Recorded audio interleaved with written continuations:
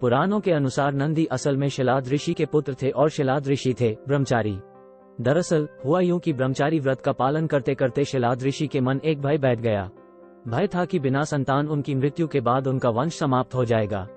इसलिए उन्होंने अपने वंश को आगे बढ़ाने के लिए एक बच्चा गोद लेने का मन बनाया। मन तो ऋषि शिलाद ने बना लिया, लेकिन दुविधा ये थी कि ऋषि ऐसे बालक को गोद लेना चाहते थे जिस पर भगवान शिव की असीम कृपा हो। अब ऐसा बालक ढूंढने से भी मिलना मुश्किल था, तो ऋषि भगवान की घोर तपस्या में लीन हो गए। लंबे समय तक तप करने के बाद भी उन्हें इसका कोई भी फल प्राप्त नहीं हुआ।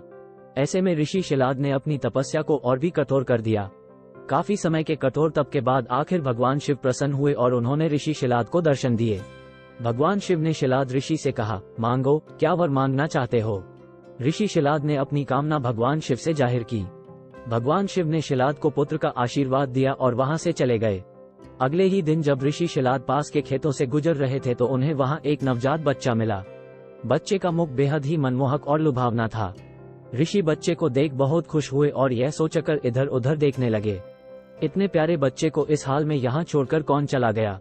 तभी भगवान शिव की आवाज आई और उन्होंने कहा, शिलाद यही है तुम्हारा पुत्र। अब तो ऋषि शिलाद की प्रसन्नता का कोई ठिकाना ही नहीं था। वह उसे अपने साथ अपने घर ले आए और उसका लालन पालन करने लगे। देखते देखते नंदी बड़ा हो गया। एक दिन ऋषि शिलाद के घर 2 सन्यासी आए। ऋषि शिलाद की आज्ञा से नंदी ने दोनों सन्यासियों का खूब आदर सत्कार किया, उन्हें भोजन कराया। ऋषि शिलाद के घर मिले इस सेवा भाव से दोनों सन्यासी अत्यधिक प्रसन्न हुए। उन्होंने ऋषि शिलाद को दीर्घ आयु का आशीर्वाद दिया, लेकिन नंदी जिसने उनकी इतनी मन से सेवा की थी उसके लिए एक शब्द भी नहीं कहा। सन्यासियों द्वारा ऐसा किए जाने पर ऋषि शिलाद को आश्चर्य हुआ। अपनी जिज्ञासा को शांत करने के लिए शिलाद ने सन्यासियों से ऐसा करने के पीछे की वजह पूछी।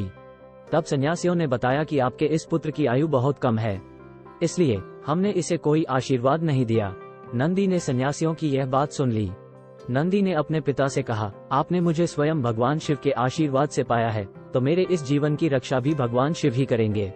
इतना कहते हुए नंदी भगवान शिव की आराधना में लग जाता है। अपने पिता की तरह ही नंदी ने भी भगवान शिव को प्रसन्न करने के लिए कठोर तप किया। फलस्वरूप भगवान शिव प्रसन्न हुए और नंदी को बैल का मुख देकर अपना सबसे प्रिय और वाहक बनाया। इस प्रकार नंदी भगवान शिव के सबसे प्रिय वाहन बने और समाज में उन्हें पूजनीय स्थान भी मिला।